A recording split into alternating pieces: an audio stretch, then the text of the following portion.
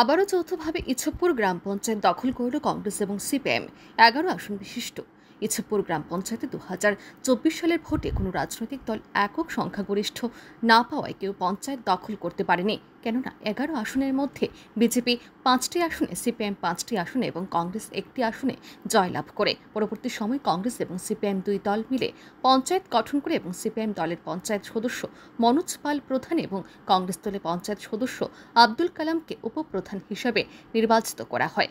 কিন্তু বিগত 1.5 মাস পূর্বে হঠাৎ বিজেপি এবং সিপিএম দলের পক্ষ থেকে পঞ্চায়েতের প্রধান ও উপপ্রধানের বিরুদ্ধে অনাস্থা আনা হয়। অবশেষে বুধবার ইছবপুর পঞ্চায়েত কার্যালয়ে আস্থা ভোট সংগঠিত হয়। ভোটে পুনরায় উপপ্রধান হিসেবে নির্বাচিত হন কংগ্রেস দলের পঞ্চায়েত সদস্য আব্দুল কালাম। অপরদিকে নতুন প্রধান হিসেবে নির্বাচিত হন সিপিএম দলের সদস্য সন্ধ্যা রানী দেব। এ বিষয়ে বিস্তারিত জানিয়েছেন প্রিসাইডিং অফিসার দীপঙ্কর চক্রবর্তী। তো আজকের ইছবপুর গ্রাম পঞ্চায়েতে প্রথমে আমরা উপপ্রধানের বিরুদ্ধে যে অনাস্থা প্রস্তাব ওটার মোশন হয়। তো এই মোশনের অনাস্থা প্রস্তাবের পক্ষে টোটাল 5টা ভোট এবং বিপক্ষে 6টা ভোট হয়।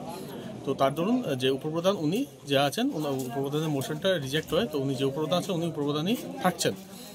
আর দ্বিতীয় পর্যায়ে আমরা প্রধানের নির্বাচন আমরা করি।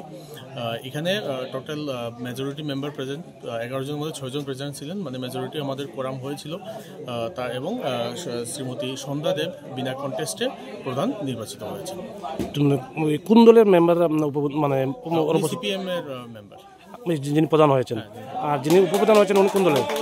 যিনি বর্তমানে ছিলেন উনি সিপিএম এর সম্ভবত কংগ্রেস। অপরদিকে এদিন প্রধান পদে ভোটাভুটির সময় ভোট বয়কট করেন বিজেপি দলের 5 জন পঞ্চায়েত সদস্য। এই বিষয়ে সংবাদ মাধ্যমের মুখোমুখি হয়ে বিজেপি দলের পঞ্চায়েত সদস্য আব্দুল মুতলিব জানান, পঞ্চায়েতের প্রাক্তন প্রধান তথা সিপিএম দলের সদস্য মনোজ পালের বিরুদ্ধে দুর্নীতির বিরুদ্ধে সরব হয়ে খোদ সিপিএম দলের এক পঞ্চায়েত সদস্য বিজেপি দলের 5 পঞ্চায়েত সদস্যদের সাথে মিলে প্রধানের বিরুদ্ধে অনাস্থা প্রস্তাব জমা দিয়েছিলেন। সেই সময় আস্থা ভোটে তৎকালীন উপপ্রধান এবং প্রধানের বিরুদ্ধে বিজেপি দলের 5 জন পঞ্চায়েত সদস্যদের সাথে মিলে ভোটদান করার প্রতিশ্রুতি দিয়েছিলেন সিপিএমের ওই সদস্য। কিন্তু আজকের ভোট পর্বে নিজের প্রতিশ্রুতি থেকে পিছিয়ে হটতে দেখা যায় তাকে। তাই ক্ষুব্ধ হয়ে ভোট বয়কট করেন তারা। মূলত কংগ্রেস এবং সিপিআইএম মিলে ইছবপুর গ্রাম পঞ্চায়েতকে লুট করছেন বলে অভিযোগ করেন বিজেপি দলের পঞ্চায়েত সদস্য আব্দুল মুতলিব। দেখেন, আজকে আমাদের ইছবপুর পঞ্চায়েতে এই পঞ্চায়েতে বিগত দিনে ইলেকশন হয়। পঞ্চায়েত ইলেকশন হওয়ার পর আমাদের ভারতীয় জনতা পার্টির মেম্বার আমরা 5 জন মেম্বার এবং সিপিআইএম থেকে 5 জন মেম্বার, কংগ্রেস থেকে 1 জন মেম্বার নির্বাচিত হয়েছে। তারপর একক সংখ্যাগরিষ্ঠ কোনো পার্টি না নেওয়ায় তখন সিপিএম এবং কংগ্রেস তারা জুটে আমাদের এই পঞ্চায়েত করে। কিন্তু বিগত দিনে আমাদের এই পঞ্চায়েতের প্রধান ছিলেন মনোজ পাল। ওনার দুর্নীতির কারণে ওনাদের দলেরই সিপিএম একজন মেম্বার আমাদের সাথে এসে ওই প্রধানের উপর অনাস্থা আনা হয় এবং পঞ্চায়েত আমাদের ভেঙে যায়। তো আজকে আমাদের উপপ্রধানের নামেও অনাস্থা দেওয়া হয়েছে। আজকে এই অনাস্থা ভোট হচ্ছিল পঞ্চায়েতে। আমরা আসার পর ওই মেম্বারও সিপিএমের থেকে যে আমাদেরকে সমর্থন করছিল, ওই মেম্বারও বলছিল যে আজকে আমাদের সাথে মিলেই উপপ্রধান পড়বে। কিন্তু আমরা এই বুথে দেখলাম যে আমরা 5 মেম্বারই ভোট দিয়েছি, কিন্তু আমরা ওর ভোট পাই নাই।